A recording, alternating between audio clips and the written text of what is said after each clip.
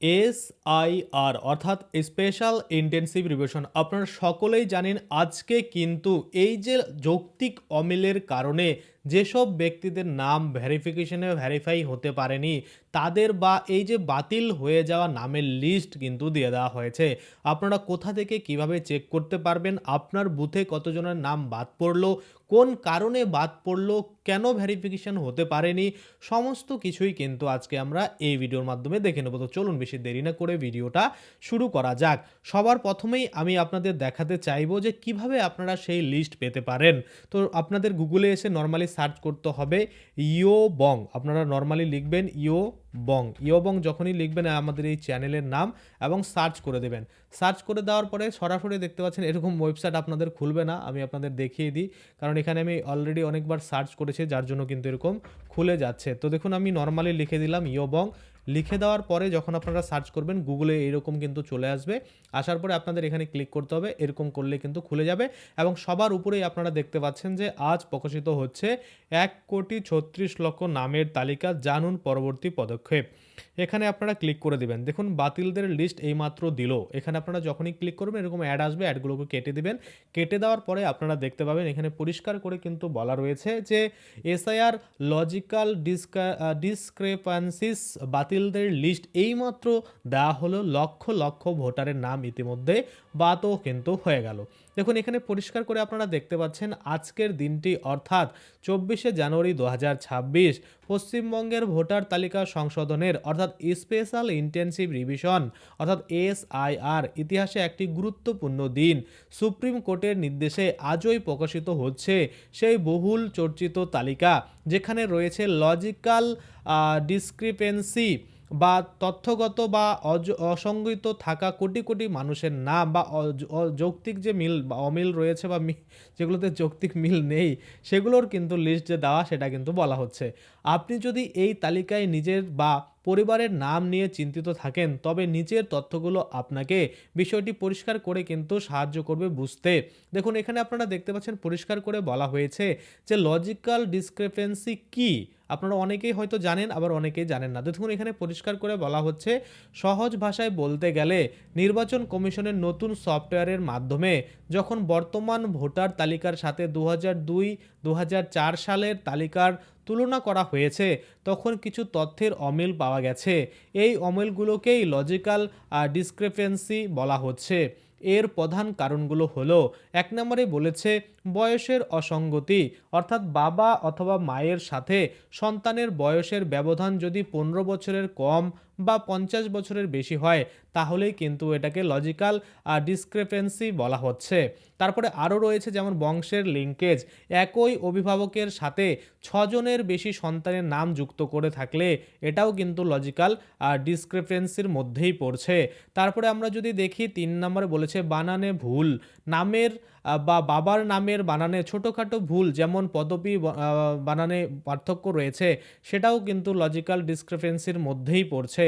তারপরে আমরা যদি দেখি 4র্থ নম্বরে বলা হয়েছে পূর্বপুরুষের সাথে অমিল, যেমন দাদু ঠাকুরমার সাথে বয়সের ব্যবধান 40 বছরের যদি কম হয় সেটাও কিন্তু লজিক্যাল ডিসক্রিপেন্সির মধ্যেই ফেলা হয়েছে। আচ্ছা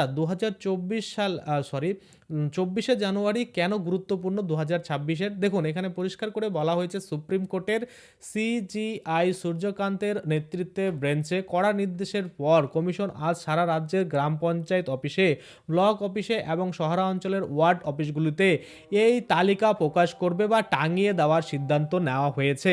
আমরা যদি দেখি তালিকায় নাম থাকলে কি করবেন, যদি এই যে মনে করুন যে লজিক্যাল ডিসক্রিপেন্সিস যে নাম বা বাতিলদের যে তালিকা সেখানে যদি চলে আসে আপনাদের নাম তাহলে আপনাদের কি করতে হবে। দেখুন বলা হয়েছে 1 আতঙ্কিত হবেন না, এটি কোনো নাগরিকত্ব বাতিলের প্রক্রিয়া নয় বরং ভোটার কার্ডের ভুল সংশোধনের একটি ধাপ মাত্র। দ্বিতীয়ত বলেছে 10 দিনের অতিরিক্ত সময়, আজ থেকে আগামী 10 দিন আপনি আপনার নথিপত্র বা আপত্তি জমা দেওয়ার সুযোগ পাবেন। 3 নম্বরে বলেছে যে বিএলও বা এজেন্টের সাহায্য। আপনি চাইলে আপনার বুথ লেভেল অফিসার বিএলএ মাধ্যমেও নথিপত্র জমা দিতে পারেন। 4 নম্বরে বলেছে গ্রহণযোগ্য নথিপত্র। মাধ্যমিকের অ্যাডমিট কার্ড বা সমতুল্য সরকারি নথি জন্মের প্রমাণ হিসাবে গ্রহণ করার নির্দেশ দিয়েছে আদালত। আপনারা হয়তো সকলেই জানেন। আচ্ছা, এখানে একটা জিনিস সুন্দর করে বোঝানো হয়েছে, সেটা হচ্ছে একদিকে দেখুন বিষয় বলা রয়েছে, আরেকদিকে দেখুন বর্তমান তথ্য জানুয়ারি 2026 অনুযায়ী। এখানে কি বলছে, মোট অসঙ্গতিপূর্ণ নাম আমরা দেখতে পাচ্ছি প্রায় 1.25 কোটি থেকে 1.36 কোটির মধ্যে। এবং তালিকা প্রকাশের স্থান যদি আমরা দেখি কোথায় কোথায় এই তালিকা পাওয়া যাবে, দেখুন পঞ্চায়েত ভবন, ব্লক অফিস, ওয়ার্ড অফিস, সেখানে কিন্তু আপনারা এই যে লিস্ট সেটা কিন্তু পেয়ে যাবেন। তারপরে শুনানির সময়সীমা ফেব্রুয়ারি 2026 পর্যন্ত কিন্তু এই যে শুনানি সেটা কিন্তু চলবে। এবং আমরা যদি দেখি চূড়ান্ত ভোটার তালিকা, দেখুন সম্ভবত 14ই ফেব্রুয়ারি এটা ছিল, কিন্তু বর্তমানে কিন্তু পিছিয়ে 28শে ফেব্রুয়ারির মধ্যে এই যে ফাইনাল তালিকা সেটা কিন্তু প্রকাশ করা হবে বা হতে পারে। দেখুন এখানে আমরা পরিষ্কার করে দেখছি যে জরুরি পরামর্শ কি বলছে, যারা দীর্ঘ লাইনে দাঁড়িয়েও শুনানিতে অংশ নিতে পারছেন না, তারা এবার তাদের মনোনীত প্রতিনিধির মাধ্যমেও তথ্য জমা দিতে পারবেন। সরকার নির্দেশ দিয়েছে যে বিডিও অফিস বা হিয়ারিং সেন্টারে পর্যাপ্ত জনবহুল রাখতে হবে, যাতে সাধারণ মানুষের হয়রানি হতে না হয়। আশা করি আপনারা বুঝতে পারছেন। তারপরে আপনার এলাকার তালিকায় নিজের নাম আছে কিনা তা জানতে আজই কিন্তু নিকটবর্তী পঞ্চায়েত বা ব্লক অফিসে যোগাযোগ করতে পারেন। এবার আমরা দেখব এই যে নিচের দিকে দেখুন অপশন দিয়েছে লজিক্যাল ডিসক্রিপেন্সি লিস্ট 2026 ডাউনলোড। এখানে কিন্তু বলা লিস্ট ডাউনলোড কিন্তু করতে বলা হচ্ছে, সেটা লিঙ্ক কিন্তু এখানে দেওয়া রয়েছে। তো এই ক্লিক হেয়ারের উপরে ক্লিক করলে কিন্তু ডাউনলোড হয়ে যাবে। তো এবার আপনারা বলবেন যে কিভাবে কোন বুথের আমরা ডাউনলোড করব, যার যার বুথের শেষে ডাউনলোড করতে পারবেন। তো এখানে আমি দিয়ে দেবো, বর্তমানে এখানে যদি আপনারা ক্লিক করেন তাহলে কিন্তু হোম পেজ খুলে যাবে, কারণ এখনও কিন্তু এই যে মনে করুন লিস্ট সেটা কিন্তু পাওয়া যায়নি, যার জন্য কিন্তু আমি দিতে পারিনি। যখনই চলে আসবে তখনই কিন্তু আমি দিয়ে দেবো। আশা করি আপনারা বুঝতে পারছেন, খুব শীঘ্রই কিন্তু আপডেট হয়ে যাবে। আপনারা যখন ভিডিওটা দেখছেন ততক্ষণে হয়তো এই লিঙ্ক অ্যাড হয়ে গেছে আর আপনারা কিন্তু দেখতেও পারছেন। তাছাড়া কিন্তু আপনারা গ্রাম পঞ্চায়েত, ব্লক অফিস, তাছাড়া আপনাদের যে মনে করুন এসডি অফিস, সেখানে গিয়েও কিন্তু আপনারা এই লিস্টগুলো দেখতে পাবেন, যেটা কিন্তু অলরেডি টাঙানো হয়েছে।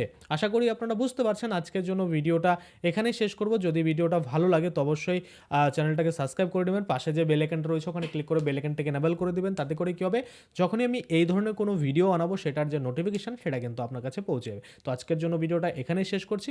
ধন্যবাদ।